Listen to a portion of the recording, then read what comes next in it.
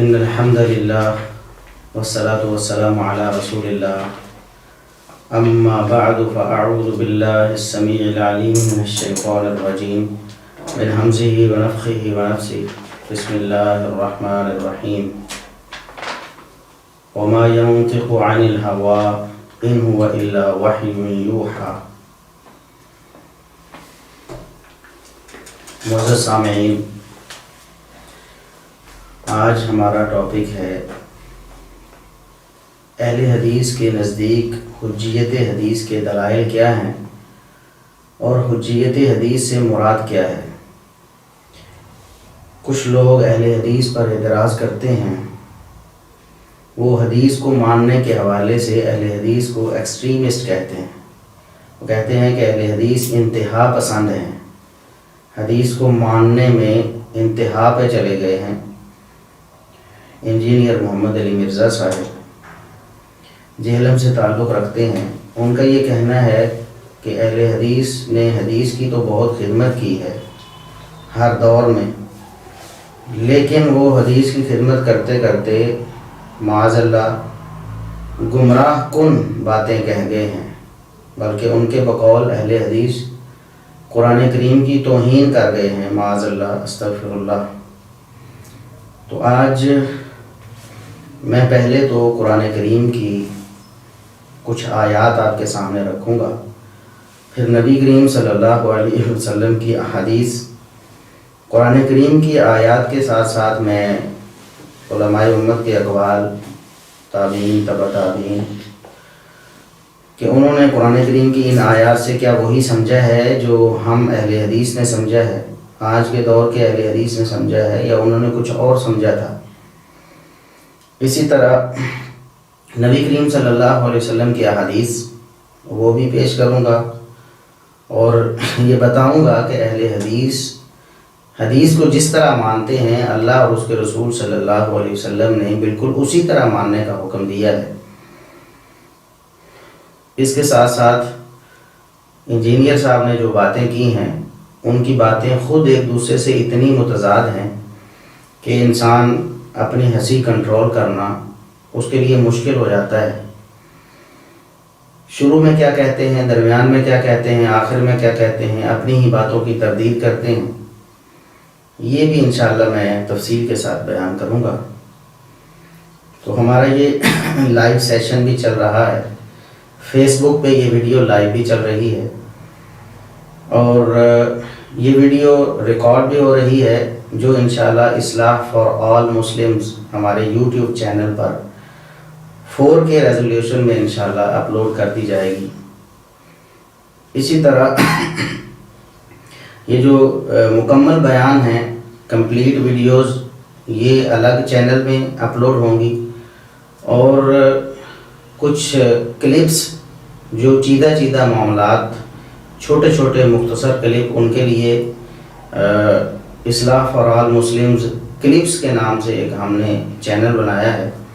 Clips انشاءاللہ اس پہ upload کر دیے جائیں گے. تو شروع کرتے ہیں.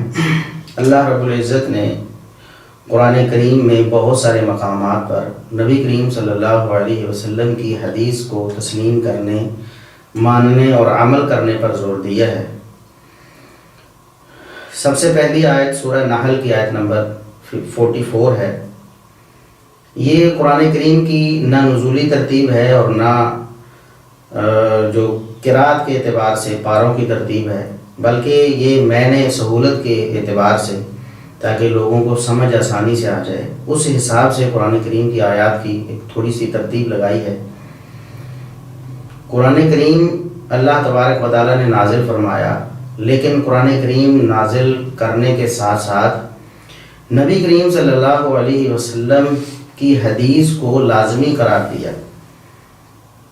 قرآن کریم کو سمجھنے کے لیے لازمی قرار دیا کہ نبی کریم صلی اللہ علیہ وسلم کی حدیث کو بھی مد نظر رکھا جائے. یہ سورہ نحل کی آیت نمبر 44، وَأَنزَلْنَا إِلَيْكَ الذِّكْرَ لِتُبَيِّنَ لِلنَّاسِ مَا نُزِّلَ إِلَيْهِمْ وَلَعَلَّهُمْ يَتَفَكَّرُونَ. اے نبی صلی اللہ علیہ وسلم، ہم نے آپ کی طرف ذکر نازل فرمایا تاکہ آپ لوگوں کو وضاحت کر دیں، لوگوں کو شرح کے ساتھ بیان کر دیں کہ ان کی طرف کیا نازل فرمایا گیا ہے، یعنی اللہ تبارک و تعالیٰ نے کیا نازل فرمایا ہے، اس کی تشریح نبی کریم صلی اللہ علیہ وسلم کا فرض منصبی تھا۔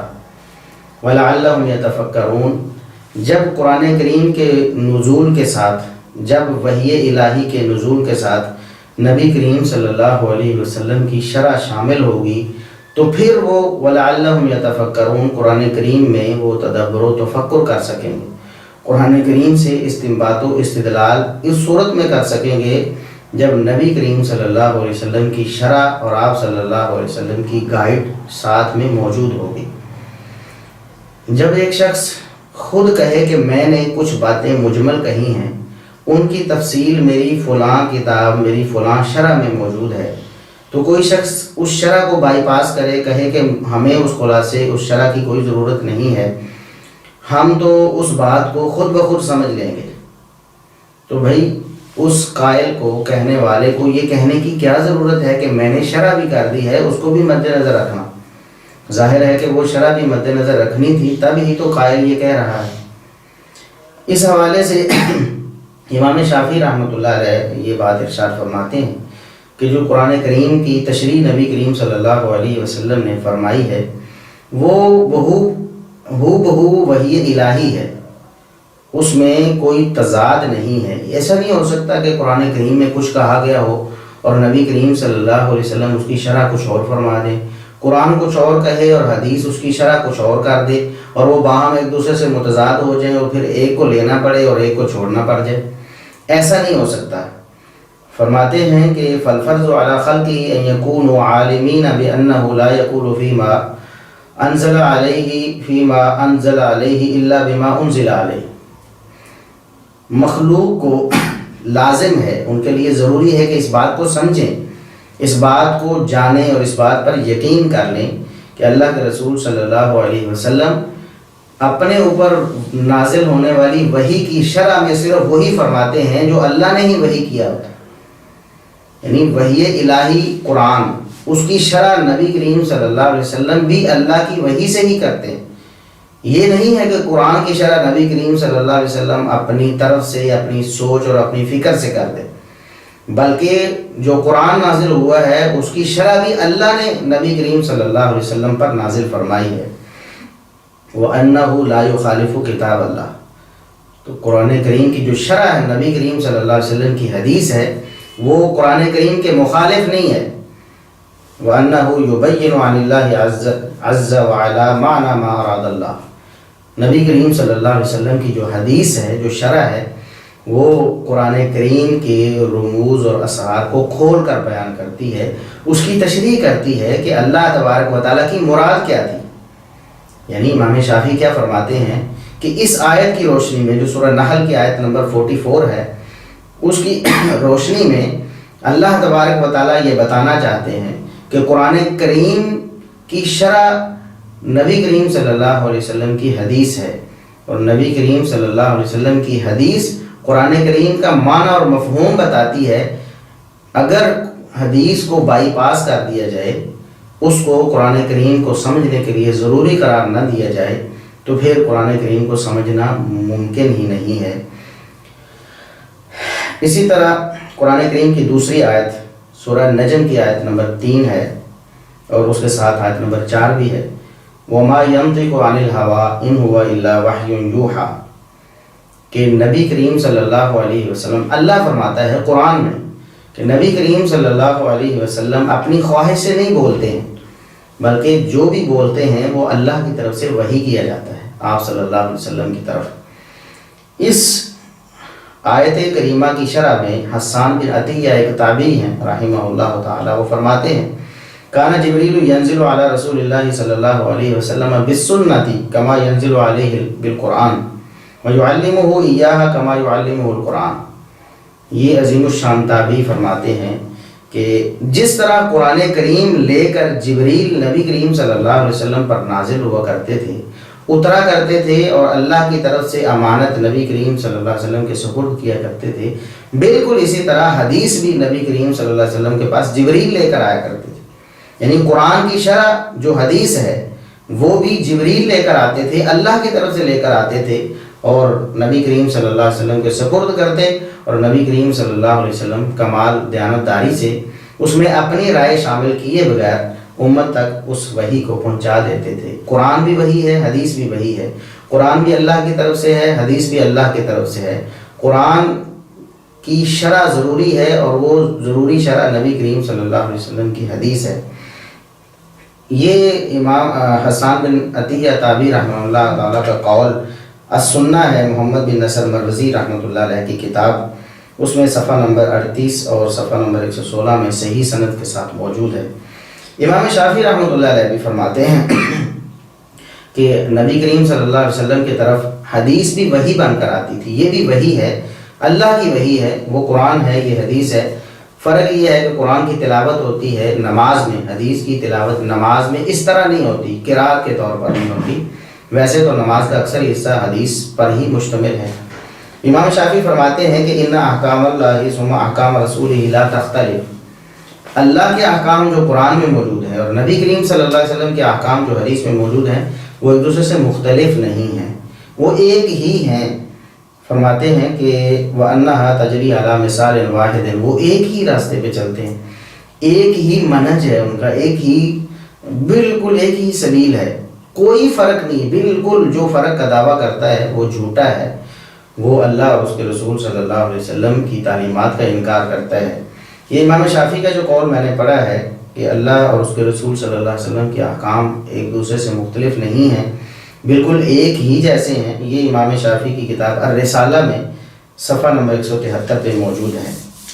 تیسری آیت، نبی کریم صلی اللہ علیہ وسلم کو اللہ نے فرمایا کہ اے نبی آپ اعلان کر دیجئے، اور یہ اعلان 3 جگہ پر قرآن کریم میں ان الفاظ کے ساتھ، سورہ انعام میں آیت نمبر 50 ہے، سورہ یونس میں آیت نمبر 15 ہے، اور سورہ احقاف میں آیت نمبر 9 ہے۔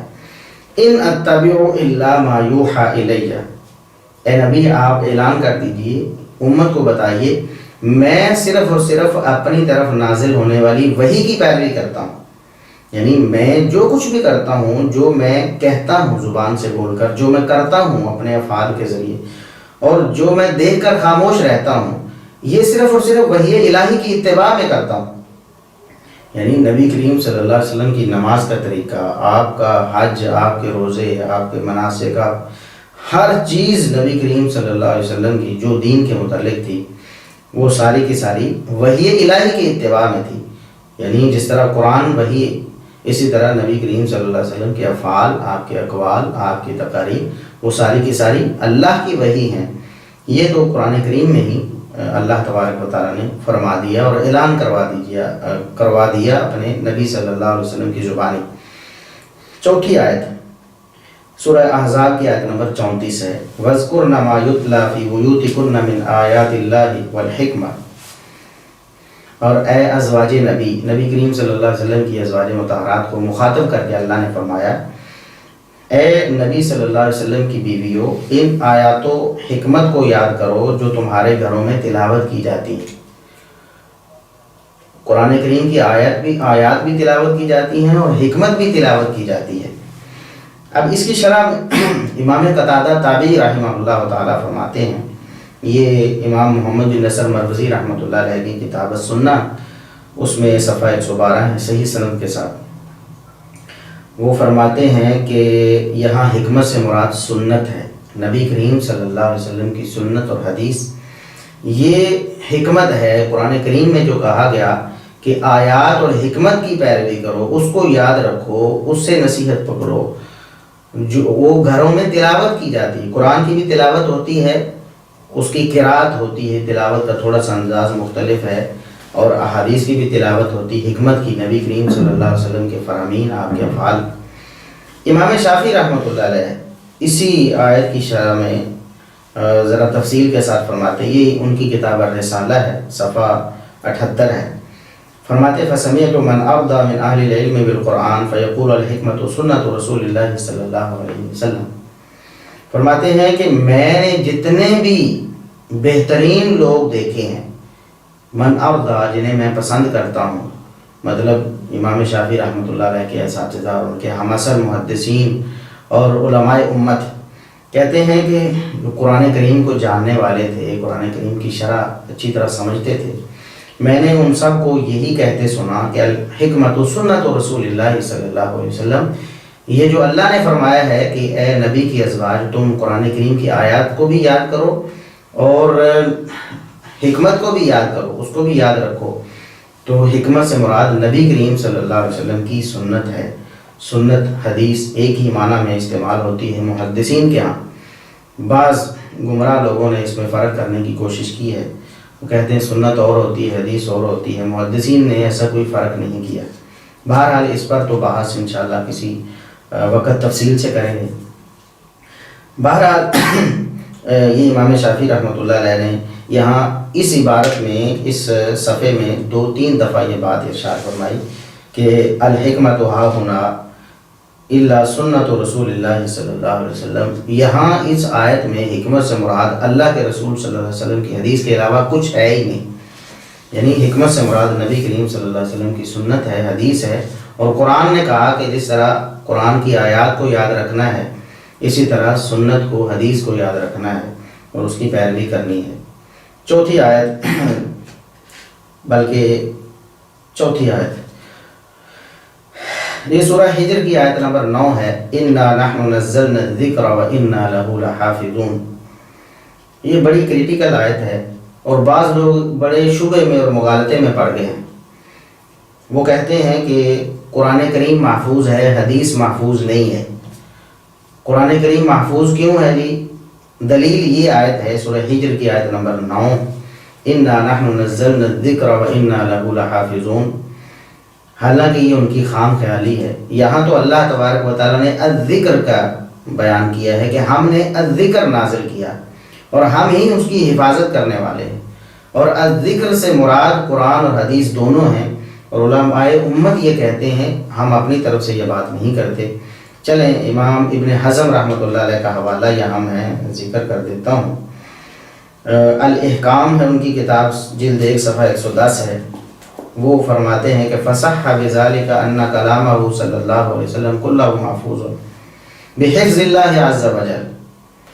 کہتے ہیں کہ اس آیت سے یہ بات ثابت ہوئی ہے کہ نبی کریم صلی اللہ علیہ وسلم کی ساری کلام، آپ کی جتنی بھی باتیں یعنی احادیث ہیں، وہ بھی ساری محفوظ ہیں اللہ کی حفاظت کے ساتھ۔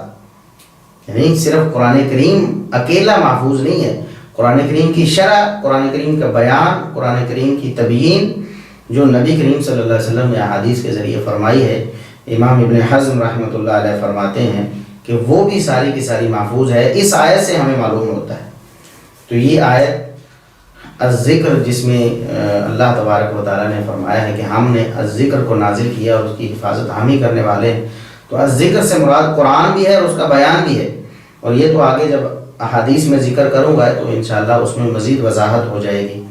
تو فرماتے ہیں مضمون لنا اللہ یزیء منہ شیء، اللہ نے ہمیں گارنٹی دے دی اس بات کی کہ نبی کریم صلی اللہ علیہ وسلم کی کوئی حدیث ضائع نہیں ہوگی، یعنی اللہ کے رسول صلی اللہ علیہ وسلم کی کوئی حدیث بھی ضائع نہیں ہوگی، اس کی بھی اللہ نے گارنٹی دی ہے، اور اس آیت میں دی ہے، سورہ ہجر کی آیت نمبر 9 میں دی ہے۔ تو فرماتے ہیں فَهُوَ مَنْقُولٌ إِلَيْنَا كُلُّهُ، یہ جو نبی کریم صلی اللہ علیہ وسلم کی حدیث ہے یہ بھی ساری کی ساری ہم تک منقول ہے، کوئی حدیث نبی کریم صلی اللہ علیہ وسلم کی ضائع نہیں ہوئی، کیونکہ وہ تو دین ہے، دین ضائع کیسے ہو سکتا ہے۔ اس کے بعد آیت نمبر 5 ہے، فَإِن تَنَازَعْتُمْ فِي شَيْءٍ فَرُدُّوهُ إِلَى اللَّهِ وَالرَّسُولِ إِن كُنتُمْ تُؤْمِنُونَ بِاللَّهِ وَالْيَوْمِ الْآخِرِ ذَلِكَ خَيْرٌ وَأَحْسَنُ تَأْوِيلًا۔ یہ سورہ نساء کی آیت نمبر 59 ہے۔ اللہ تبارک و تعالیٰ نے ارشاد فرمایا کہ اگر تمہارا کسی معاملے میں تنازع ہو جائے، کوئی اختلاف ہو جائے، تو تم نے اس اختلاف کو اللہ اور اس کے رسول صلی اللہ علیہ وسلم کی طرف لوٹانا ہے، فیصلہ اللہ اور اس کے رسول صلی اللہ علیہ وسلم سے ہی کروانا ہے۔ ان کنتم تؤمنون باللہ والیوم الآخر، اگر تمہیں اللہ اور یوم آخرت پر ایمان ہے تمہارا، تو پھر تمہارے لیے یہی لازم ہے کہ تم نے اپنے اختلافی معاملات میں اللہ اور اس کے رسول صلی اللہ علیہ وسلم کے پاس فیصلہ لے کر آنا ہے۔ اب ایک تابعی ہیں میمون بن مہران رحمہ اللہ تعالی، 117 ہجری میں یہ فوت ہوئے ہیں، 40 ہجری میں پیدا ہوئے تھے۔ ایک تفسیر تبری میں جلد 5 صفحہ 96 ہے. اسی طرح امام طحاوی رحمۃ اللہ علیہ کی کتاب مشکل الآثار ہے، جلد 1 صفحہ 474 ہے. اور اسی طرح خطیب بغدادی رحمۃ اللہ علیہ کی کتاب جلد 1 صفحہ 144 الفقی والمتفقہ. سند حسن ہے اس کی. میمون بن مہران رحمۃ اللہ علیہ فرماتے ہیں کہ یہ جو آیت میں اللہ نے فرمایا ہے کہ جو اختلاف ہو اللہ اور اس کے رسول کی طرف لوٹاؤ، اس کا فیصلہ اللہ اور اس کے رسول سے کرواؤ، تو کہتے ہیں الرد الی اللہ الرد الی کتابہ. اللہ کی طرف فیصلے کو لوٹانے سے مراد یہ ہے کہ کتاب اللہ قرآن کریم کی طرف فیصلے کو لوٹایا جائے. والرد الی الرسول اذا کان حیا، اور نبی کریم صلی اللہ علیہ وسلم جب تک زندہ تھے تو خود بنفس نفیس آپ صلی اللہ علیہ وسلم کے پاس حاضر ہونا. فلما قبضہ اللہ فالرد الی سنتہ، جب اللہ تبارک و تعالیٰ نے نبی کریم صلی اللہ علیہ وسلم کو دنیا سے اٹھا لیا، آپ فوت ہو گئے، تو اس کے بعد آپ کی طرف فیصلے کو لوٹانے سے مراد یہ ہے کہ آپ کی حدیث کی طرف فیصلے کو لوٹایا جائے، سنت کی طرف فیصلے کو لوٹایا جائے. اور اسی طرح امام شافعی رحمۃ اللہ علیہ اپنی کتاب الرسالہ میں صفحہ 546 ہے، وہ فرماتے ہیں کہ لا تخالفوا سنت رسول اللہ صلی اللہ علیہ وسلم کتاب اللہ بحال، کہ نبی کریم صلی اللہ علیہ وسلم کی سنت جو ہے حدیث اللہ کی کتاب میں سے کسی بھی صورت وہ متعارض نہیں ہو سکتی، اس کے خلاف نہیں ہو سکتی. تو جب اللہ کی طرف بات کو لوٹائیں گے وہی فیصلہ آئے گا، اور رسول اللہ صلی اللہ علیہ وسلم کی طرف بات کو لوٹائیں گے تو وہی فیصلہ آئے گا. ایسا نہیں ہو سکتا کہ قرآن سے ہم فیصلہ لیں تو کچھ اور آئے، حدیث سے ہم فیصلہ لیں تو کچھ اور آئے. ایسا کہنے والے تو لوگ گمراہ ہیں، انہیں اپنے ایمان کی فکر کرنی چاہیے. 6 آیت، من یطیع الرسول فقد اطاع اللہ ومن تولی فما ارسلناک علیہم حفیظا. یہ سورہ نساء کی آیت نمبر 80 ہے. جس نے رسول اکرم صلی اللہ علیہ وسلم کی اطاعت اور فرما برداری کی، اس نے ہی حقیقت میں اللہ کی فرما برداری کی. اللہ کے رسول صلی اللہ علیہ وسلم کی اطاعت اللہ کی اطاعت ہے. جس نے رسول اکرم صلی اللہ علیہ وسلم کی بات مانی، جس نے حدیث پر عمل کیا، اس نے حقیقت میں قرآن پر عمل کیا ہے، اس نے اللہ کی بات مانی ہے. قرآن بھی اللہ کی وحی، حدیث بھی اللہ کی وحی. تو امام ابن حزم رحمۃ اللہ علیہ اس آیت کی شرح میں فرماتے ہیں، یہ ان کی کتاب الاحکام جلد 1 صفحہ 135 ہے. وہ فرماتے ہیں فصح ان کلام رسول اللہ صلی اللہ علیہ وسلم کلہ فی الدین وحی من عند اللہ عز وجل. اس آیت سے یہ بات معلوم ہوتی ہے کہ نبی کریم صلی اللہ علیہ وسلم کا ہر فرمان، آپ کی ہر حدیث، وہ دین میں، اسلام میں اللہ کی وحی ہے، وہ اللہ کی طرف سے وحی ہے. لا شک فی ذالک ولا خلاف بین احد من اہل اللغہ والشریعہ. کہتے ہیں کہ اس میں کسی قسم کا اس بات میں شبہ نہیں، کوئی شک نہیں ہے. اور کسی اہل لغت نے اور کسی اہل شریعت نے، یعنی کسی عالم نے، وہ حدیث کا عالم ہو، وہ تفسیر کا عالم ہو، وہ لغت کا عالم ہو، کسی عالم نے آج تک اختلاف نہیں کیا اس بات میں کہ نبی کریم صلی اللہ علیہ وسلم کے تمام فرامین، آپ کی تمام احادیث بھی اللہ کی وحی ہیں، اور ان کو ماننا قرآن کو ماننا ہے. کوئی کہے کہ نہیں قرآن میں تو ایسے ہے، نبی کریم صلی اللہ علیہ وسلم نے اس کے الٹ فرما دیا، تو ایسا شخص تو ہو سکتا ہے دائرہ اسلام سے ہی خارج ہو جائے اگر اس نے شعوری طور پر ایسا کہہ دیا تو. کیونکہ یہ کیسے ہو سکتا ہے کہ اللہ کی وحی قرآن میں اور ہو اور نبی کریم صلی اللہ علیہ وسلم کی احادیث میں جو وحی ہے وہ اور ہو. اس کا تو سیدھا سیدھا مطلب یہ بنتا ہے کہ وہ شخص نبی کریم صلی اللہ علیہ وسلم کی ذات پر معاذ اللہ شک کر رہا ہے کہ اللہ نے جو وحی قرآن میں کی وہ تو صحیح سلامت ہم تک پہنچ گئی ہے، اور اس میں یہ لکھا ہے، اور نبی کریم صلی اللہ علیہ وسلم نے جو فرمایا اس آپ نے صلی اللہ علیہ وسلم نے شاید معاذ اللہ الٹ فرما دیا اس کے. تو بہرحال یہ قرآن کریم کی 6 کریٹیکل آیات میں نے آپ کے سامنے رکھی ہیں. اور بھی درجنوں آیات ہیں، وہ پیش بھی کی جا سکتی ہیں، وقت مختصر ہے، بات بہت لمبی ہو جائے گی. یہ 6 آیات میں آپ کے سامنے پیش کر چکا ہوں. 2 احادیث آپ کے سامنے میں نے پیش کرنی ہیں اس حوالے سے جو کریٹیکل احادیث ہیں. اس کے بعد پھر کچھ مثالیں قرآن اور حدیث سے میں آپ کے سامنے پیش کروں گا، اور اس کے بعد پھر انجینئر صاحب کے جو اعتراضات ہیں ان پر ہم انشاءاللہ بات کریں گے.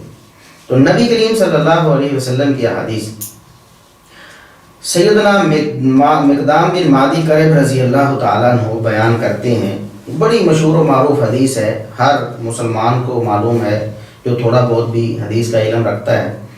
سنن ابی داؤد میں 4604 نمبر ہے، اور مسند احمد میں جلد 4 صفحہ 131 پہ یہ حدیث صحیح سند کے ساتھ موجود ہے. سیدنا مقدام بن معدی کرب رضی اللہ تعالیٰ عنہ بیان کرتے ہیں کہ نبی کریم صلی اللہ علیہ وسلم نے زبان نبوت سے ارشاد فرمایا الا انی اوتیت القرآن ومثلہ معہ، خبردار بات کان کھول کر سن لو، اس بات کو یاد کر لو، اور میں بڑی تاکید سے یہ بات فرما رہا ہوں کہ مجھے قرآن بھی دیا گیا ہے اور قرآن کی طرح کی ایک اور چیز دی گئی، قرآن دیا گیا اور قرآن کی طرح کی ایک چیز دی گئی، یعنی جس طرح قرآن اللہ کی وحی ہے اسی طرح ایک وحی اور بھی مجھے دی گئی ہے۔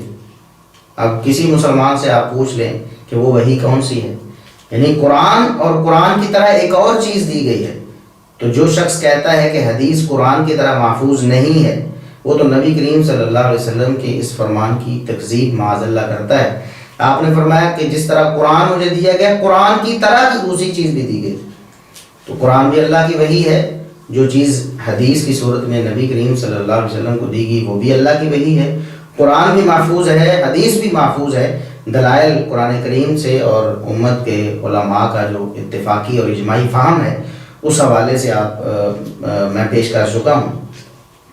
اسی طرح دوسری حدیث ہے مسند احمد میں جلد 5 صفحہ 257 ہے، اسی طرح المعجم الکبیر طبرانی میں یہ 7638 نمبر حدیث ہے، سند اس کی بھی صحیح ہے، صحیح سند کے ساتھ۔ سیدنا ابو امامہ رضی اللہ تعالیٰ عنہ بیان کرتے ہیں کہ نبی کریم صلی اللہ علیہ وسلم نے ارشاد فرمایا انما اقول ما اقول، میں وہی بات کہتا ہوں جو اللہ کی طرف سے مجھ سے کہلوائی جاتی، میں اپنی طرف سے دین میں کوئی بات نہیں کرتا، یعنی ہر حدیث اللہ کی طرف سے نبی کریم صلی اللہ علیہ وسلم سے کہلوائی جاتی تھی۔ تو یہ دو کریٹیکل احادیث ہیں، بالکل نص قطعی جنہیں عربی میں کہتے ہیں، یعنی ان میں کوئی دوسری رائے یا دوسرا کوئی مطلب مفہوم ان کا ہو ہی نہیں سکتا ہے، کہ جس طرح قرآن وحی ہے اس طرح نبی کریم صلی اللہ علیہ وسلم کی حدیث بھی وحی ہے، قرآن محفوظ ہے، اللہ کے رسول صلی اللہ علیہ وسلم کی حدیث بھی محفوظ ہے، اور نبی کریم صلی اللہ علیہ وسلم جو بھی فرماتے تھے دین کے معاملے میں وہ اللہ کی طرف سے کہلوایا جاتا تھا۔ اب میں کچھ آپ کے سامنے مثالیں پیش کروں گا کہ جو لوگ کہتے ہیں جی قرآن کافی ہے، ہمیں حدیث کی ضرورت نہیں ہے، یا جو لوگ کہتے ہیں جی قرآن کو کوئی ضرورت نہیں کہ اس کی کوئی شرح ہو، مطلب یہ کہ قرآن کو سمجھنے کے لیے کسی شرح کی ضرورت نہیں ہے، قرآن تو خود ہی سمجھ میں آ جاتا ہے۔ تو میں دو مثالیں ان لوگوں کے سامنے پیش کرنا چاہوں گا اور دیگر ہمارے جو احباب ہیں ان کے سامنے بھی رکھنا چاہوں گا، تاکہ جب بھی کبھی کسی منکر حدیث سے یا کم از کم کسی ایسے شخص سے جو بیچارہ خود ڈاؤٹ فل ہے، ڈاؤٹ کا شکار ہے، بہت سے لوگ ہیں، انشاءاللہ آگے میں انجینئر صاحب کی بات بھی کروں گا۔ تو وَأُحِلَّ لَكُمْ مَا وَرَاءَ ذَلِكُمْ سورہ نساء کی آیت نمبر 24 ہے، اس سے پچھلی آیت ہے 23 نمبر آیت۔ اللہ تبارک و تعالیٰ نے اس میں حرام رشتے بیان کیے ہیں، حرمت علیکم امہاتکم وبناتکم واخواتکم وعماتکم، تمہاری مائیں تمہارے لیے حرام ہیں، بہنیں حرام ہیں، بیٹیاں حرام ہیں، اور پھر پھوپھا پھوپھو پھوپھی خالہ، اور اس طرح آگے اللہ تبارک و تعالیٰ نے سارے حرام رشتے بیان فرمائے، اور یہ بھی فرمایا وَأَن تَجْمَعُوا بَيْنَ الْأُخْتَيْنِ، ایک تو ہے کہ سنگل یہ رشتے حرام ہیں، جس طرح ماں کے ساتھ نکاح کرنا، بیٹی کے ساتھ، بہن کے ساتھ، پھوپھی کے ساتھ، بھتیجی کے ساتھ، یہ سنگل رشتے بھی حرام ہیں، یعنی ان میں سے کسی رشتے کے ساتھ آپ اکیلے کے ساتھ بھی نکاح نہیں کر سکتے۔ اور پھر ایک ڈبل رشتہ جو حرام اللہ نے فرمایا وَأَن تَجْمَعُوا بَيْنَ الْأُخْتَيْنِ، یہ سورہ نساء کی آیت نمبر 23 ہے، کہ تم دو بہنوں کو ایک نکاح میں جمع کرو، ایک عورت ہے اس سے آپ کا کوئی حرام رشتہ نہیں، کوئی حرمت والا رشتہ نہیں ہے، مثال کے طور پر خالہ کی بیٹی ہے، مثال کے طور پر چچا کی بیٹی ہے، یا کوئی اور ایسی جو رشتہ داری نہیں ہے، جس کے ساتھ کوئی رشتہ داری نہیں ہے، تو اس عورت کے ساتھ آپ اکیلی کے ساتھ تو نکاح کر سکتے ہیں، لیکن اس کی بہن کے ساتھ اس کی موجودگی میں نکاح نہیں کر سکتے۔ اگر وہ فوت ہو جائے یا آپ اسے طلاق دے دیں، اس کے بعد اس کی بہن سے تو شادی کر سکتے ہیں، لیکن ایک ہی وقت میں ایک ہی نکاح میں دو بہنوں کو آپ نہیں رکھ سکتے۔ تو اللہ تبارک و تعالیٰ نے سنگل رشتوں کی بھی وضاحت فرمائی، اور جو ڈبل رشتے تھے ان کی بھی وضاحت فرمائی، اور وہ ایک ہی رشتہ وَأَن تَجْمَعُوا بَيْنَ الْأُخْتَيْنِ، دو بہنوں کو تم نے نکاح میں جمع نہیں کرنا۔ اور اس کے بعد جو آیت میں نے تلاوت کی ہے سورہ نساء کی آیت نمبر 24، اس میں اللہ تبارک و تعالیٰ نے ارشاد فرمایا، اور یہ 5واں پارہ یہاں سے شروع ہو رہا ہے، والمحصنات من النساء۔ تو اللہ تبارک و تعالیٰ نے یہ 5ویں پارے کی پہلی آیت ہے، اس میں ارشاد فرمایا وَأُحِلَّ لَكُم مَّا وَرَاءَ ذَلِكُم۔ پیچھے جو حرام رشتے اللہ نے بیان کر دیے ہیں، ان کے علاوہ جتنے بھی رشتے ہیں سارے کے سارے تمہارے لیے حلال کر دیے گئے ہیں، سارے کے سارے رشتے حلال۔ سنگل رشتے بھی اللہ نے بیان کیے اور ڈبل بھی بیان کیے جو جو حرام تھے، اور اس کے بعد فرمایا کہ وَأُحِلَّ لَكُم مَّا وَرَاءَ ذَلِكُم، ان رشتوں کے علاوہ سارے رشتے تمہارے لیے حلال ہیں۔ اب جو لوگ کہتے ہیں کہ قرآن کو سمجھنے کے لیے حدیث کی ضرورت نہیں ہے، اور یہ کہنا کہ قرآن کو سمجھنا حدیث کا محتاج ہے، یہ توہین ہے، اور یہ پتہ نہیں معاذ اللہ صراحتاً توہین ہے، یہ بات کہتے ہیں۔ وہ ہمیں بتائیں کہ اللہ تبارک و تعالیٰ نے جو رشتے حرام بیان کیے ہیں ان میں ڈبل ایک رشتہ بیان کیا کہ 2 بہنوں کو ایک وقت نکاح میں جمع نہیں کرنا۔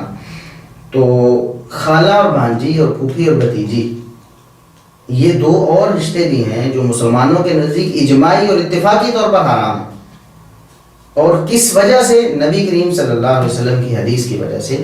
یہ صحیح بخاری میں 5109 نمبر اور صحیح مسلم میں 1408 نمبر حدیث موجود ہے۔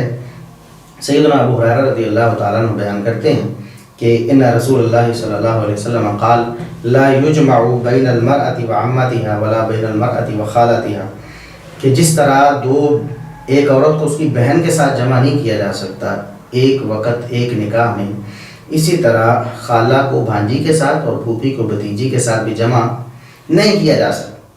اگر کوئی شخص یہ کہے کہ قرآن میں جو کچھ آ گیا ہے اس کی وضاحت کی کوئی ضرورت نہیں ہے، تو اس کے بقول پھر پھوپھی اور بھتیجی کو ایک وقت نکاح میں جمع کرنا جائز ہوگا معاذ اللہ، اور یہ صریحاً کفر ہو جائے گا۔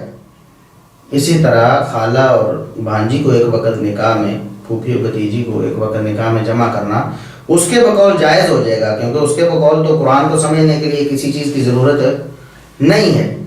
تو پھر وہ شخص گمراہ ہو جائے گا، اور وہ شخص اس کا یہ جو فتویٰ ہے، اس کی یہ جو رائے ہے جو بنے گی اس آیت کو پڑھنے کے بعد وَأُحِلَّ لَكُم مَّا وَرَاءَ ذَلِكُم، تو یہ کفر تک پہنچ سکتی ہے۔ تو کتنی واضح بات ہے کہ نبی کریم صلی اللہ علیہ وسلم کی حدیث کے بغیر قرآن کریم کی آیات کو سمجھنا ممکن نہیں ہے۔ شرع اللہ نے نازل فرمائی ہے، اور نبی کریم صلی اللہ علیہ وسلم نے جو فرمایا وہ بھی بذریعہ وحی فرمایا ہے، وہ اپنی طرف سے تھوڑا فرمایا، یہ بھی اللہ نے نازل فرمایا، وہ بھی اللہ نے نازل فرمایا۔ اور آگے جا کر میں بیان کروں گا آپ کو کہ وہ انجینئر صاحب اللہ تبارک و تعالیٰ انہیں سمجھ دے۔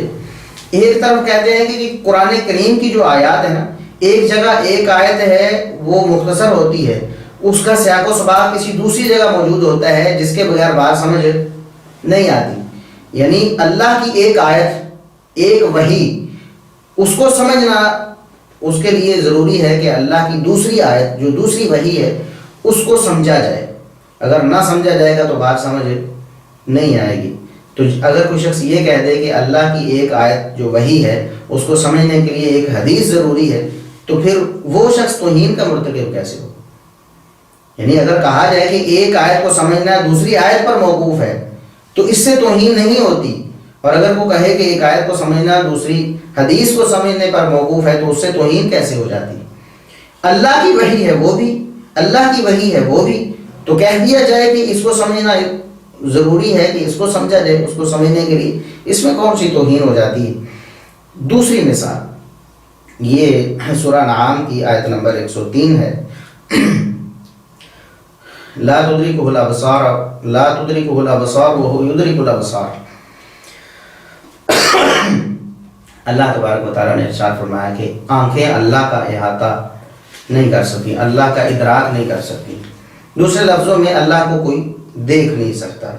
یہ سورہ انعام کی آیت نمبر 103 ہے۔ تو اس آیت کی روح سے جو مسئلہ ثابت ہوتا ہے وہ واضح ہے کہ اللہ کو دیکھنا ممکن نہیں ہے۔ موسیٰ علیہ السلام کا واقعہ قرآن کریم میں مذکور ہے۔ اللہ تبارک و تعالیٰ نے انہیں فرمایا کہ لن ترانی، آپ مجھے دیکھ نہیں سکیں گے۔ اب کچھ لوگ ایسے ہیں جن کے ذہن میں یہ بات سما گئی، جن کا دماغ الٹا ہو گیا، انہوں نے کہا کہ قرآن کو سمجھنے کے لیے کسی حدیث کی ضرورت نہیں، معتزلہ جیسے ہیں۔ اور محدثین نے بڑا جامع رد کیا، تابعین سے لے کر تبع تابعین اور ائمہ دین، بڑے اقوال ملتے ہیں اس حوالے سے کہ انہوں نے رؤیت باری تعالیٰ کا قیامت کے دن بھی انکار کر دیا۔ معتزلہ نے انہوں نے کہا کہ قرآن میں اللہ نے لکھا ہے کہ آنکھیں اللہ کو دیکھ نہیں سکتی، لہٰذا یہ کہنا کہ قیامت کے دن مومن اللہ کو دیکھیں گے یہ بھی قرآن کے خلاف ہے، ہمیں قرآن کو سمجھنے کے لیے کسی حدیث کی ضرورت نہیں ہے۔ گمراہ ہو گئے۔ اور محدثین نے بڑی بڑی عقیدے کی جو کتابیں لکھی ہیں اس میں بڑا جامع اور بڑا تفصیل کے ساتھ رد کیا ان لوگوں کی گمراہی کا۔ اب صحیح بخاری میں 556 اور صحیح مسلم میں 633 نمبر حدیث ہے۔ قرآن کریم کی آیت ظاہراً ایسے لگتا ہے، حالانکہ وہ بھی اللہ کی وحی ہے، اس سے مراد بھی وہی تھی جو حدیث نے بتائی، لیکن سمجھنے والے نے یہ سمجھا کہ حدیث کو تو ضروری کوئی نہیں ہے قرآن سمجھنے کے لیے۔ نبی کریم صلی اللہ علیہ وسلم نے فرمایا، یہ سیدنا جریر بن عبداللہ بجلی رضی اللہ تعالیٰ عنہ بیان کرتے ہیں، کنا عند النبی صلی اللہ علیہ وسلم، ہم نبی کریم صلی اللہ علیہ وسلم کے پاس موجود تھے، فنظر الی القمر لیلۃ، ایک رات، اور یہ رات حدیث میں موجود ہے کہ یہ 14ویں تاریخ تھی چاند کی، جب چاند پورا ہوتا ہے لیلۃ البدر، تو اس رات میں آپ صلی اللہ علیہ وسلم نے چاند کی طرف دیکھ کے ارشاد فرمایا، انکم سترون ربکم کما ترون ھذا القمر، کہ میرے امتی ہو، میرے صحابہ، تم ان قریب اپنے رب کو دیکھو گے۔ قیامت کے دن کی بات ہے، قیامت کے دن تم ضرور اپنے رب کو دیکھو گے، بالکل اسی طرح جس طرح تم چاند کو دیکھ رہے ہو۔ چاند کو دیکھتا ہے بڑی آسانی کے ساتھ ہر بندہ دیکھ لیتا ہے، تو اللہ تبارک و تعالیٰ کو بھی تم آرام سے دیکھ سکو گے، کوئی تنگی بھی نہیں ہوگی، کوئی تکلیف بھی نہیں ہوگی، کوئی بھیڑ بھی نہیں ہوگی، تم اللہ تبارک و تعالیٰ کا دیدار کرو گے۔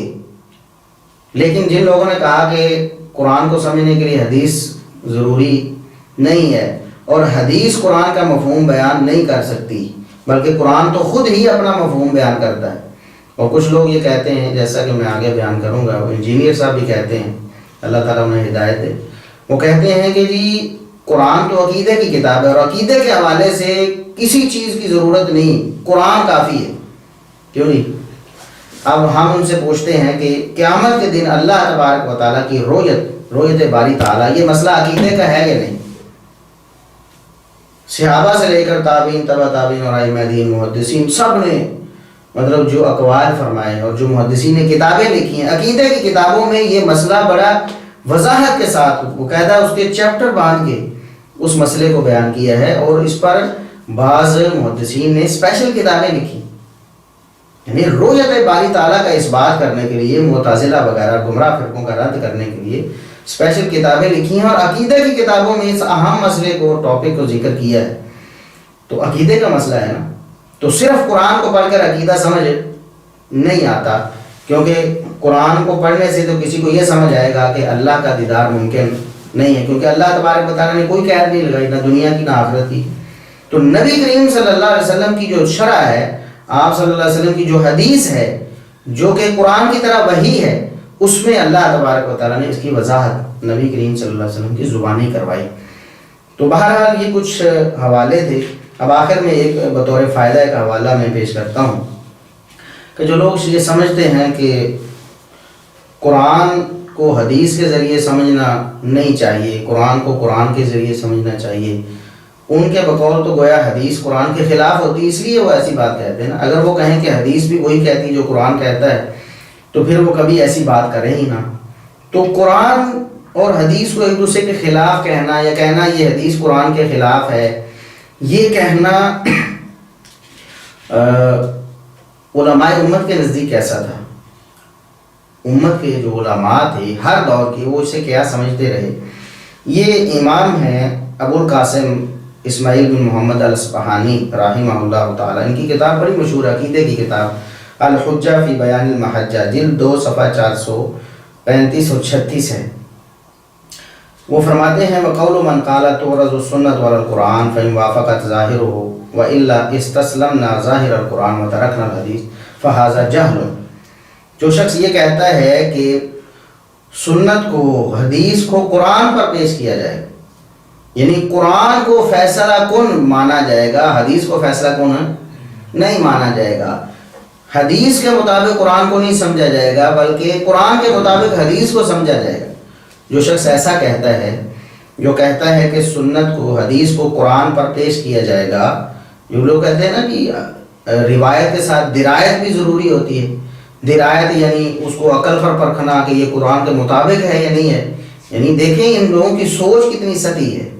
نبی کریم صلی اللہ علیہ وسلم کی حدیث کو، جو آپ صلی اللہ علیہ وسلم سے ثابت ہے سند کے اعتبار سے، اس کو یہ لوگ جانچیں گے کہ یہ قرآن کے مطابق ہے کہ نہیں۔ اندازہ کریں کتنا بڑا، یعنی اتنی بڑی جسارت ہے یہ لوگ کر رہے ہیں، لیکن انہیں خیال نہیں ہے کہ یہ کیا کر رہے ہیں۔ فرماتے ہیں کہ جو لوگ یہ کہتے ہیں کہ سنت کو قرآن، حدیث کو قرآن پر پیش کیا جائے، جو قرآن کے ظاہر کے مطابق ہو، قرآن کے الفاظ کے مطابق ہو، اس کو قبول کر لیا جائے، ورنہ قرآن کو مانا جائے اور حدیث کو چھوڑ دیا جائے، یہ جہالت ہے۔ اور آگے انہوں نے تفصیل کی ہے قرآن و سنت کے دلائل پیش کر کے، بہرحال تفصیل کا یہ محل نہیں ہے۔ اب ہم آتے ہیں انجینئر صاحب کے، جو میں نے ان کا وہ ایک لیکچر سنا، میں پہلے بھی بتا چکا ہوں ایک دو دفعہ فیس بک پہ ہی کہ میں نے ان کا کوئی کمپلیٹ لیکچر نہیں سنا تھا، کچھ ان کے شارٹ کلپس جو لوگ بھیج دیتے تھے یا اشارہ کرتے تھے وہ میں کبھی دیکھ لیتا تھا، یا اکثر لوگ سوال کرتے تھے کہ یہ کہا گیا ہے تو اس کا جواب دیتے تھے۔ تو میں نے کہا کہ چلو پورا لیکچر سن کے دیکھتے ہیں، پتہ چلے شروع میں، درمیان میں، آخر میں کتنا تضاد اور کیا ہوتا ہے۔ تو یقین جانیں کہ اتنی تضاد بیانی تو شاید کوئی نارمل شخص نہیں کر سکتا، اور اس کے میں آگے دلائل پیش کروں گا۔ اور یہاں یہ بات یاد رکھیں کہ میں ان کے الفاظ ذکر کروں گا، ان کی ویڈیو کلپ ہماری اس ویڈیو کے اندر آپ کو نہیں ملے گی، بلکہ وہ ایک ریفرنس ویڈیو کی صورت میں آپ کو لنک ہماری یوٹیوب ویڈیو کے ڈسکرپشن میں آپ کو مل جائے گا۔ یعنی ہم اس ویڈیو کے لیے جو ایک ریفرنس ویڈیو تیار کریں گے، جس کے اندر بطور حوالہ ان کی اپنی زبانی وہ ساری باتیں موجود ہوں گی، تاکہ جس شخص کو شبہ ہو کہ انجینئر صاحب نے یہ بات کہی نہیں ہے، وہ خود اپنی آنکھوں سے اور دیکھ سکے اور اپنے کانوں سے سن سکے کہ واقعی انجینئر صاحب نے یہ بات کہی ہے یا نہیں۔ تو ہم ان کے جو کلپس ہیں متعلقہ، جہاں جو قول ہم یہاں پیش کریں گے، انشاءاللہ وہ کلپس ہم نیچے ریفرنس ویڈیو کی صورت میں اس کا لنک دے دیں گے، اور وہ ویڈیو ہم انشاءاللہ یوٹیوب کے علاوہ کسی اور چینل پہ اپلوڈ کریں گے، کسی اور ویب سائٹ پہ اپلوڈ کریں گے، کیونکہ ان لوگوں کے پاس جب کوئی جواب نہیں ہوتا تو پھر وہ کلیم کرتے ہیں، جی کاپی رائٹ کلیم کرتے ہیں۔ ہمارے ایک چینل پہ انہوں نے کاپی رائٹ کلیم کیا، تو ہمیں تو کوئی پریشانی اللہ کے فضل سے ہوئی نہیں، کیونکہ ہماری جو ویڈیوز تھی ہم نے ان کو کوئی یعنی ان کا کوئی کاپی رائٹ نہیں رکھا تھا، بلکہ ہمارے چینل سے زیادہ وہ دوسرے چینلز پر دیکھی گئیں اور وہاں موجود تھیں۔ ہماری ساری ویڈیوز دوسرے چینلز پہ موجود تھیں الحمدللہ، اور جو اس طرح کی ویڈیوز تھیں جن پر کلیم کیا گیا وہ ہماری فیس بک آئی ڈی پہ، ہمارے فیس بک پیج پہ موجود تھیں۔ بہرحال اس پہ بھی ہم بات کریں گے کہ اس کا جو بھونڈا جواب دینے کی کوشش کی ہے انجینئر صاحب نے کہ وہ کیوں کیا، اس پر بھی انشاءاللہ تفصیلاً بات کریں گے اور باحوالہ اور بادلیل بات کریں گے۔ خود ان کی زبانی یہ بڑی بھونڈی حرکت تھی۔ بہرحال اس حوالے سے وہ جو 191 نمبر مسئلہ ہے، 191 نمبر ان کا جو بیان ہے یوٹیوب پہ موجود ہے، اس کا عنوان انہوں نے رکھا جی کہ حجیت حدیث کے حوالے سے اہل قرآن اور اہل حدیث کی حقیقی علمی خرابیاں۔ کہتے ہیں اہل قرآن میں خرابی ہے کہ وہ حدیث کا انکار کرتے ہیں، اور اہل حدیث میں بھی علمی خرابیاں ہیں۔ بیان تو انہوں نے ایک ہی کی ہے، ویسے خرابیاں کہہ دیا، عنوان خرابیاں رکھا، لیکن ایک ہی خرابی بیان کی ہے۔ وہ یہ کہتے ہیں کہ حجیت حدیث کے حوالے سے کام کا تاریک پہلو اور گمراہ کن حقیقت یہ ہے کہ اہل حدیث کو ماننے میں حد سے آگے گزر گئے۔ وہ کہتے ہیں کہ اہل قرآن اور اہل حدیث دو ایکسٹریمز ہیں، دو انتہائیں ہیں۔ اہل قرآن کی انتہا پسند ہے اور اہل حدیث بھی انتہا پسند ہیں۔ کہتے ہیں بیسیکلی تو ایکسٹریمز نہیں تھیں، لیکن اس وقت بن چکی ہیں، اور یہ بھی ان کا دعویٰ خود ان کی زبانی غلط ہے، کیونکہ اس دعوے کی بنیاد جو انہوں نے بنائی ہے وہ امام ابن سیرین رحمۃ اللہ علیہ سے ایک قول منسوب کی ہے، اس پر بھی بات کرتے ہیں۔ تو امام ابن سیرین تو تابعی ہیں، تو یہ تو حدیث کی بیسٹ تھی، اہل حدیث کی بیسٹ تھی جس پر وہ حملہ کر رہے ہیں اور کہتے ہیں کہ ایکسٹریم اب بنی ہے، پہلے نہیں تھی۔ بہرحال امام ابن سیرین رحمۃ اللہ علیہ پر انہوں نے ایک غلط بیانی کی ہے، ایک قول خود ہی منسوب کر کے ان کی طرف اپنی طرف سے بغیر حوالے کے ایک قول ان کی طرف منسوب کر کے اور ان کے خلاف اپنا زہر انہوں نے اگلا ہے۔ تو کہتے ہیں کہ امام ابن سیرین کا ایک قول بڑا مشہور ہے، اللہ کرے اس کی سند ضعیف ہو، پہلے سند تلاش تو کرو، ضعیف تو بعد میں ہونی ہے نا، یہ صحیح ہونی ہے۔ اگر صحیح ہوئی تو ابن سیرین کے لیے بڑی آزمائش ہے، اور انہوں نے وہ قول امام ابن سیرین رحمۃ اللہ علیہ کے خلاف بہت یعنی ایک طنز اور ان پر طعن کرنے کے لیے پیش کیا، اور اسی بیان میں یہ انشاءاللہ ریفرنس ویڈیو میں یہ سارے کلپ سن کے آپ کو مل جائیں گے۔ اسی بیان میں کہتے ہیں کہ اہل حدیث علماء کو میں نے دیکھا ہے کہ جھوٹی روایتیں بیان کر کے چلے جاتے ہیں اور بڑے بڑے مبلغین بنے ہوئے ہیں، ہم تو کاؤنٹر چیک کرنے کے لیے انٹرنیشنل نمبر بتا دیتے ہیں کہ جا کر چیک کر لیں۔ کہتے ہیں اہل حدیث علماء حوالہ نہیں دیتے، ہم انٹرنیشنل نمبر بتاتے ہیں۔ میری انجینئر صاحب سے اس ویڈیو کی وساطت سے التماس ہے کہ انجینئر صاحب اللہ کے لیے انٹرنیشنل نمبر بتانا تو دور کی بات ہے، یہ جو امام ابن سیرین کے ذمے آپ نے قول لگایا ہے کہ انہوں نے فرمایا کہ سنت قرآن سنت کا محتاج ہوتا ہے، کہتے ہیں کہ امام ابن سیرین نے یہ کہا کہ قرآن سنت کا محتاج ہے اور یہ توہین ہے، تو کہتے ہیں کہ یہ قول امام ابن سیرین کا ہے، اور کہتے ہیں بڑا مشہور قول ہے۔ اللہ کے لیے اس کی کوئی انٹرنیشنل نمبرنگ تو دور کی بات ہے، ہمیں اس کی کوئی لوکل نمبرنگ ہی بتا دیں، کوئی لوکل نمبر ہی بتایا ہوتا، کسی ایک کتاب کا حوالہ دیا ہوتا۔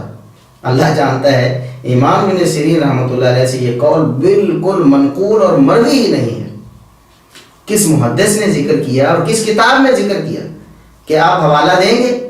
آپ کو قیامت تک کے لیے مہلت ہے اور آپ کو دعوت فکر ہے، اللہ کے لیے آپ راہ ہدایت پر آ جائیں، ہم آپ کی ہدایت کے متمنی ہیں، ہماری آپ سے کوئی ذاتی دشمنی اور عداوت نہیں ہے، ہم اب بھی آپ کی خیر خواہی چاہتے ہیں۔ دیکھیں امام ابن سیرین رحمۃ اللہ علیہ نے یہ قول نہ فرمایا ہے، نہ کسی ضعیف حدیث سند سے، نہ کسی صحیح سند سے، بلکہ کسی امام نے اپنی کسی کتاب میں ابن سیرین سے یہ قول ذکر ہی نہیں کیا، کیوں جی؟ لیکن انہوں نے کہا ابن سیرین کا بڑا مشہور قول ہے۔ وہ کہاں مشہور ہوا؟ آپ کے دماغ میں مشہور ہوا ہوگا، اہل علم کے پاس تو مشہور نہیں تھا، بلکہ غیر مشہور بھی نہیں ہے ہی نہیں سرے سے۔ تو بہرحال یہ ہے انٹرنیشنل نمبرنگ کی حقیقت۔ تو علماء حدیث کے بارے میں جب انہوں نے طعن کی اسی بیان میں، وہ آپ ویڈیو میں ریفرنس ویڈیو میں دیکھیں گے، اسی ویڈیو 191 نمبر مسئلے میں ہی یہ طعن کی، اور یہ طعن خود اپنے اوپر ہی فٹ ہو گئی کہ جو حوالہ نہیں بتاتا وہ کیا کر رہا ہوتا ہے؟ وہ تو ڈنڈی مار رہا ہوتا ہے۔ ایسے ہی نا انجینئر صاحب کہتے ہیں کہ ڈنڈی مارنے کے لیے حوالہ نہیں دیتے، تو یہاں بھی انجینئر صاحب نے حوالہ نہیں دیا اور یقیناً ڈنڈی ماری۔ تو بہرحال کہتے ہیں کہ اہل حدیث کے علماء سے بعض معاملات میں غلو ہو گیا، حجیت حدیث کی آڑ میں قرآن کریم کی توہین بھی کی انہوں نے۔ کہتے ہیں کہ علماء اہل حدیث نے قرآن کریم کی توہین کی ہے، اور علماء اہل حدیث سے مراد کون تھا؟ امام ابن سیرین تابعی رحمہ اللہ تعالی، انا للہ و انا الیہ راجعون۔ انجینئر صاحب اگر آپ نے توبہ نہیں کی تو قیامت کے دن امام ابن سیرین رحمۃ اللہ علیہ کا ہاتھ ہوگا اور آپ کا گریبان ہوگا۔ یہ جو اس طرح کی باتیں کر کے آپ لوگوں کو تو مغالطہ دے سکتے ہیں، اللہ تبارک و تعالیٰ کے سامنے تو آپ کو حساب دینا ہوگا۔ کہتے ہیں کہ قرآن پاک کو حدیث کا محتاج کہنا یہ توہین ہے۔ اب ہم ان سے پوچھتے ہیں کہ خود انہوں نے اسی بیان میں کہا ہے کہ قرآن کریم کی ایک آیت وہ سیاق و سباق کی محتاج ہوتی ہے، وہ محتاج کا لفظ تو نہیں بولا، تو کہتے ہیں کہ اس کے بغیر بات سمجھ نہیں آتی۔ تو دراصل یہی بات علماء امت نے کی ہے، اور یہ بات امام ابن سیرین رحمۃ اللہ علیہ نے تو کی ہی نہیں نا، ان پر تو ویسے ہی الزام دھر دیا، انہوں نے غلط منسوخ کر دیا۔ یہ قول امام مقہول تابعی رحمۃ اللہ علیہ سے اور امام یحییٰ بن ابی کثیر تبع تابعی رحمۃ اللہ علیہ سے منقول ہے، اور اس قول کو بغیر رد و قطع کے، بغیر طعن کے اپنے استدلال میں پیش کیا ہے علماء امت نے، اور میں ان کو یہ نام آپ کو گنواؤں گا درجنوں کے قریب کتابوں کے حوالے میں ابھی آپ کے سامنے پیش کروں گا کہ جن ائمہ دین نے اس قول کو سنت کی اور حدیث کی حجیت ثابت کرنے کے لیے پیش کیا. یعنی اندازہ کریں آج تک اور ہمارا چیلنج ہے کہ آج تک علماء امت میں سے کسی ایک نے بھی اس قول کو، جو ابن سیرین کا تو سرے سے ہے ہی نہیں نا، جو امام مقبول تابعی کا ہے، اور اسی طرح امام یحییٰ بن ابی کثیر تبع تابعی کا ہے، اور اسی طرح دیگر علماء نے اس کو نقل کیا ہے، کسی ایک امت کے عالم نے بھی اس کو قرآن کی توہین نہیں کہا. انجینئر صاحب اللہ کے لیے غور کریں. آپ لوگوں کو کہتے تھے کہ 300 سال کا امت کا جو فہم ہے وہ قرآن و حدیث سمجھنے کے لیے ضروری ہے. قرآن و حدیث کو سمجھنا ہے تو امت کے 300 سالہ فہم کے ذریعے سمجھنا ہے. ابن سیرین رحمۃ اللہ علیہ تو اسی 300 سال دور میں، پہلے دور میں موجود تھے. ان کے بعد 300 سال میں کتنے علماء امت آئے، کسی ایک نے بھی ان پر یہ جرا نہیں کہا کہ یہ قول ان کا غلط ہے. لیکن آپ کو سمجھ آئی. وہ دیکھیں اس دور سے لے کر پہلی صدی ہجری سے لے کر دوسری تیسری سے لے کر 14ویں صدی تک کوئی ایک امت کا عالم نہیں ہوتا جو کہتا ہے قرآن کی توہین کر دی ابن سیرین نے، یا ابن سیرین نے تو کہا ہی نہیں، امام یحییٰ بن ابی کثیر نے یا امام مکحول نے، کسی ایک نے بھی ایسا نہیں کہا کہ آپ کو بھی پتہ چلنا تھا کہ یہ توہین قرآن ہے. تو بہرحال میں یہاں عرض کرنا چاہتا ہوں کہ امام احمد بن حنبل رحمۃ اللہ علیہ سے ایک قول منقول ہے جس سے شاید کسی کو یہ مغالطہ ہوتا کہ امام احمد بن حنبل اس کو توہین سمجھتے تھے یا اس کو صحیح نہیں سمجھتے تھے اس قول کو. لیکن وہ الکفایہ فی علم روایہ، امام خطیب بغدادی رحمۃ اللہ علیہ کی جو کتاب ہے، اس میں اس کی سند میں الفضل بن زیاد راوی نامی راوی کیا ہے، مجہول ہے. اور خود انجینئر صاحب بھی کہتے ہیں کہ مجہول راویوں کی روایت جو ہے وہ قبول کرنا، کہتے ہیں دین میں بگاڑ کا سبب ہے. تو لہٰذا وہ تو ہم محدثین بھی یہ کہتے ہیں کہ مجہول راوی کی روایت قبول نہیں ہوتی. تو بہرحال الفضل بن زیاد اس میں مجہول ہے، اور وہ قول بھی ایسا نہیں کہ وہ توہین کہا گیا ہو. بہرحال وہ ایک الگ بحث ہے. تو علماء امت میں سے تو کسی ایک نے بھی اس کو توہین نہیں کہا، بلکہ اپنے مفاد میں سنت کی حجیت ثابت کرنے کے لیے سنہری قول کو پیش کیا، اور آپ اس نے اسے توہین بنا دیا. اچھا، اب میں یہ عرض کرتا ہوں اصل میں اس قول کا مطلب کیا ہے. قول یہ تھا کہ القرآن احوج الی السنہ من السنۃ الی القرآن، کہ قرآن کریم سنت کا محتاج ہے. جتنا قرآن کریم سمجھنے کے لیے سنت کا محتاج ہے، اتنی سنت قرآن کی محتاج نہیں ہے. یعنی قرآن کو سمجھنے کے لیے سنت کی ضرورت لازمی پڑتی ہے، لیکن سنت کو سمجھنے کے لیے قرآن کی ضرورت اتنی نہیں پڑتی. یہ مطلب تھا، یعنی یہ اس کا ترجمہ ہے. اس کا مفہوم کیا ہے؟ یہ بالکل ایسے ہی ہے جیسے قرآن کریم کی آیت ہے نا، ان تنصروا اللہ ینصرکم، ان تنصروا اللہ ینصرکم، اگر تم اللہ کی مدد کرو گے تو اللہ تمہاری مدد کرے گا. یہی ترجمہ ہے نا، ترجمہ تو یہی ہے. اگر کوئی ٹیڑھے دماغ والا شخص کہے کہ دیکھو یہ آیت تو اللہ کی توہین کر رہی، کیوں جی قرآن یہ آیت اللہ کی توہین کر رہی، اس کے ٹیڑھے دماغ میں یہ بات آئی. کیوں بھی دیکھو اللہ کی مدد کون کر سکتا ہے؟ اللہ تو الصمد ہے، بے نیاز ہے، اسے کسی مدد کی ضرورت نہیں ہے، وہ تو خود ساری دنیا کی مدد کرتا ہے. تو یہ آیت اللہ کی توہین کر رہی. معاذ اللہ، اگر کسی کے ٹیڑھے دماغ میں یہ بات آ جائے تو اس کو سیدھا کیسے کیا جائے گا بڑا، کہ اس آیت میں اصل میں حذف ہے. یعنی اس آیت میں ایک لفظ چھوڑا گیا ہے اس وجہ سے کہ سب لوگوں کو معلوم تھا، عرب لوگ جانتے تھے کہ یہاں ایسے نہیں ہو سکتا کہ اللہ کی مدد، اصل میں تھا ان تنصروا دین اللہ ینصرکم. سمجھو، اللہ کی مدد سے مراد یہاں اللہ کے دین کی مدد مراد ہے. اگر اللہ کے دین کی تم مدد کرو گے، یعنی اسلام کی اشاعت کے لیے جہاں اسلام کو ضرورت ہے تم قربانی دو گے تو اللہ بھی تمہاری مدد کرے گا. تو لیکن قرآن میں الفاظ کیا کہے گا کہ اگر تم اللہ کی مدد کرو گے تو اللہ تمہاری مدد کرے گا. تو اصل میں یہاں حذف تھا، یہاں بات کچھ اور تھی، مفہوم تھوڑا سمجھنے کے قابل تھا کہ اگر تم اللہ کے دین کی مدد کرو گے. تو اسی طرح جب یہ کہا گیا کہ القرآن احوج الی السنہ، تو مراد یہ تھی کہ فہم القرآن احوج الی السنہ، کہ قرآن کو سمجھنا سنت کا محتاج ہے. سمجھے کہ جیسے اللہ کی مدد سے مراد اللہ کے دین کی مدد تھی نا قرآن کریم میں، اسی طرح اس قول سے مراد یہ قرآن سنت کے محتاج سے مطلب ہے کہ قرآن کو سمجھنا سنت کا محتاج ہے. سمجھنا تو ہر شخص نے خود ہے نا. تو یہ اصل مراد یہ تھی. تو خود انجینئر صاحب اسی ویڈیو میں کہتے ہیں کہ قرآن حدیث کا محتاج نہیں، مسلمان محتاج ہے. یہی تو بات اصل میں محدثین نے بھی کہی، اور کسی کی عقل میں یہ بات نہیں آئی کہ یہ قرآن کی توہین ہے. انجینئر صاحب کی عقل میں آئی. یہ عربی زبان سے، بلکہ کیا ہر زبان سے ناواقفیت کی دلیل ہے. ہم اپنی زبان میں کتنے ایسے لفظ چھوڑ جاتے ہیں، کتنے لفظ چھوڑ جاتے ہیں.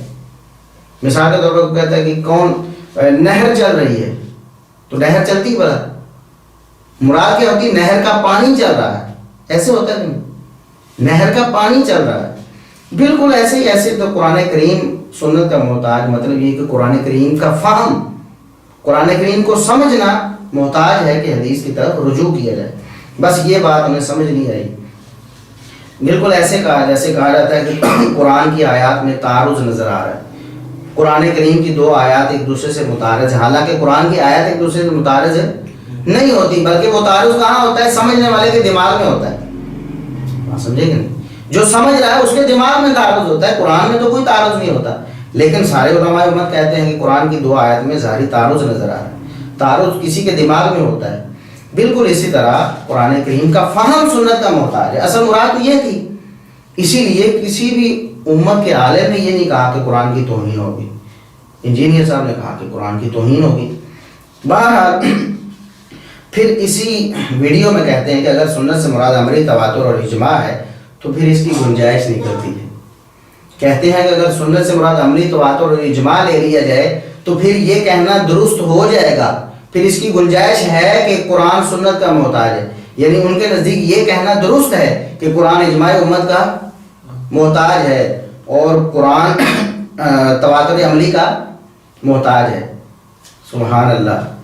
اتنا بھی غور نہیں کیا انجینئر صاحب نے. اللہ کے لیے کچھ تھوڑا سا غور کر کے، کچھ تھوڑا سا خود ہی سوچ کر آپ ویڈیو بنانے بیٹھا کریں یا لیکچر دینے بیٹھا کریں. کیوں ایسی باتیں کرتے ہیں؟ خود ہی آپ ہنسی مذاق بن جائے گا لوگوں کے سامنے. یعنی تواتر عملی کیا ہے؟ مسلمانوں کا عمل، ہر دور کا عمل. اور اجماع کیا ہے؟ مسلمانوں کا اتفاق. قرآن کو امتیوں کے عمل کا محتاج کہنا جائز ہے ان کے نزدیک. قرآن کو امتیوں کے اتفاق کا محتاج کہنا ان کے نزدیک گنجائشیبل ہے، یعنی جائز ہے. لیکن قرآن کو نبی کریم صلی اللہ علیہ وسلم سے ثابت حدیث قول فعل کے محتاج کہنا ان کے نزدیک کیا ہے؟ توہین بن گئی ہے. ذہنی سطح ان کی، لیول دیکھیں ان کا کیا ہے. تو بہرحال میں ابھی کچھ وہ حوالے پیش کرنا چاہتا ہوں جو انجینئر صاحب نے نہیں دیکھے، ان کے سامنے نہیں آئے کہ علماء امت نے کہاں کہاں اس قول کو پیش کیا ہے اور اپنے مفاد میں پیش کیا ہے، اپنے استنباط کے لیے پیش کیا ہے. تو یہ امام ابو عبداللہ محمد بن نصر مروزی رحمۃ اللہ علیہ ہیں، 294 ہجری میں فوت ہوئے. یہ 300 سال کی امت کا فام کہتے ہیں. 300 سال، یہ 300 سال کے اندر ہی تھے. انہوں نے یہ قول پیش کیا ہے اپنی کتاب السنہ میں، صفحہ 33 ہے. اسی طرح امام ابن شاہین رحمۃ اللہ علیہ 385 ہجری میں فوت ہوئے. شرح و مذاہب اہل سنہ میں انہوں نے یہ قول پیش کیا ہے. اسی طرح امام ابن بطہ رحمۃ اللہ علیہ 387 ہجری میں فوت ہوئے. انہوں نے اپنی کتاب الابانہ میں یہ قول نقل کیا ہے. اسی طرح امام خطیب بغدادی رحمۃ اللہ علیہ الکفایہ فی علم روایہ میں انہوں نے یہ قول نقل کیا ہے. یہ خطیب بغدادی 463 ہجری میں فوت ہوئے، 5ویں صدی ہجری کے. اسی طرح 463 ہجری میں ہی امام ابن عبد البر رحمۃ اللہ علیہ انہوں نے اپنی کتاب جامع بیان العلم و فضلہ میں پیش کیا ہے. اسی طرح امام حازمی رحمۃ اللہ علیہ ہیں، یہ 584 ہجری میں فوت ہوئے. انہوں نے اپنی کتاب الاعتبار میں اسے پیش کیا ہے. اسی طرح امام قرطبی رحمۃ اللہ علیہ مشہور مفسر ہیں، انہوں نے تفسیر میں، یہ 671 ہجری میں فوت ہوئے، انہوں نے اپنی تفسیر میں یہ قول پیش کیا ہے. اسی طرح طبقات الحنابلہ کے مؤلف محمد بن مفلح الحنبلی رحمۃ اللہ علیہ 763 ہجری میں فوت ہوئے ہیں. انہوں نے اپنی کتاب الآداب الشرعیہ میں اس قول کو پیش کیا ہے اور اس کو سنت کی حجیت ثابت کرنے کے لیے پیش کیا ہے. یہ نہیں کہا کہ یہ قرآن کی توہین ہے. تو بہرحال ایک اور بات جو انجینئر صاحب نے اسی لیکچر میں کہی ہے وہ کہتے ہیں کہ قرآن میں نماز کا طریقہ نہیں. جو لوگ یہ کہتے ہیں نا کہ قرآن میں نماز کا طریقہ نہیں، وہ قرآن کی توہین کرتے ہیں. کہتے ہیں کہ قرآن میں نماز کا طریقہ نہیں ہے، یہ کہہ دیتے ہیں نا قرآن میں نماز کا طریقہ نہیں ہے جی، لہٰذا قرآن کو سمجھنا حدیث کے بغیر ممکن نہیں ہے. کہتا ہے جو یہ کہتا ہے کہ قرآن میں نماز کا طریقہ نہیں، یہ کہنا صریحاً توہین ہے، صراحتاً توہین ہے. اب میں ایک حوالہ پیش کرتا ہوں، ان کا یہ فتویٰ صحابی رسول سیدنا عمران بن حسین رضی اللہ تعالیٰ عنہ پر فٹ ہو گیا، نعوذ باللہ استغفر اللہ. یہ امام ابن حبان رحمۃ اللہ علیہ کی کتاب الثقات ہے، جلد 7 صفحہ 248 ہے، اس کی سند حسن ہے. اور اس کو شیخ زبیر علی زئی رحمۃ اللہ علیہ نے انوار الصحیفہ میں سنن ابی داؤد کی حدیث نمبر 1561 کے تحت نقل کیا ہے اور اس کی سند کو حسن قرار دیا. یعنی یہ لوگ تو اعتماد کرتے ہیں شیخ زبیر رحمۃ اللہ علیہ پر، ہر حدیث کی صحت میں سب سے زیادہ انہی پر اعتماد کرتے ہیں. انہوں نے بھی اس کو حسن کہا ہوا. وہ قول کیا ہے؟ کہتے ہیں حسن بصری رحمۃ اللہ علیہ کہتے ہیں ہم عمران بن حسین رضی اللہ تعالیٰ عنہ صحابی رسول کے پاس تھے، تو ایک شخص نے کہا کہ ہمیں قرآن کریم سے کوئی بات بتائیں، ہمیں جو دین کا مسئلہ بتانا ہے وہ قرآن کریم سے بتائیں. تو انہوں نے کہا الیس تقرأ القرآن اقیموا الصلاۃ وآتوا الزکاۃ فکنتم تعرفون مواقیتها ورکوعها وسجودها وحدودها. تو انہوں نے کہا کہ کیا تم کہنا یہ چاہتے ہو کہ صرف قرآن سے بتاؤں آپ کو؟ تم نے پڑھا نا قرآن میں اللہ نے کہا نماز قائم کرو، زکوٰۃ ادا کرو. کیا نماز کے وقت کا تمہیں پتہ ہے؟ نماز کے طریقے کا پتہ ہے تمہیں؟ رکوع سجود کا پتہ ہے تمہیں؟ قرآن میں کہاں لکھا ہے؟ اور اسی طرح زکوٰۃ کتنی ہے، اس کا نصاب کیا ہے، چاندی سونے کی زکوٰۃ، اونٹ اور بھیڑ بکریوں کی کیا زکوٰۃ ہے، مختلف اموال کی کیا زکوٰۃ ہے؟ کیا قرآن نے بتایا ہے ایسا کچھ؟ تم جو کہتے ہو کہ ہمیں صرف قرآن سے بتاؤ، تو قرآن میں یہ چیزیں ہیں کوئی؟ کیوں جی؟ یہ کہنا کہ قرآن میں نماز کا طریقہ نہیں ہے، یہ سیدنا عمران بن حسین رضی اللہ تعالیٰ عنہ کا قول ہے. اور یہ کہا کہ یہ یعنی صراحتاً توہین ہے. انجینئر صاحب کہتے ہیں جو شخص کہتا ہے کہ قرآن کریم میں نماز کا طریقہ نہیں، وہ صراحتاً توہین کرتا ہے. تو یہ دیکھیں، یہ سیدنا عمران بن حسین رضی اللہ تعالیٰ عنہ کا یہ جو قول ہے، یہ الثقات لابن حبان میں موجود ہے، سند حسن ہے اس کی. تو ہم اللہ تبارک و تعالیٰ سے دعا کرتے ہیں. بات تو لمبی تھی، ابھی اور بھی کچھ کہنا چاہتا تھا میں، لیکن ٹائم بہت زیادہ ہو گیا ہے. انشاءاللہ باقی باتیں پھر اگلے لیکچر میں ہوں گی. اللہ تبارک و تعالیٰ سے دعا ہے کہ اللہ تبارک و تعالیٰ ہمیں صراط مستقیم پہ گامزن رکھے، ہمیشہ سلف صالحین کے فہم کے مطابق ہمیں قرآن و سنت سمجھنے کی توفیق عطا فرمائے، اور اسلاف امت ان کی جو کوششیں ہیں، ان کی کاوشیں ہیں، ان کو رائے گاہ کرنے کی بجائے اللہ تبارک و تعالیٰ ہمیں ان کا خوشہ چین بنائے، اور کبھی بھی اپنے اوپر انسان گھمنڈ نہ کرنے لگ جائے، اپنے آپ کو عقل کل نہ سمجھنے لگ جائے. جب ایسا ہوگا تو انسان ٹھوکریں کھائے گا، خود ہی مذاق بن جائے گا، خود اپنی زبانی مذاق بن جائے گا. اللہ تبارک و تعالیٰ ہم سب کو، ہمارے مخاطبین کو، جن لوگوں کی اصلاح کے ہم درپے ہیں، اللہ تبارک و تعالیٰ ان کو بھی سب کو صراط مستقیم پہ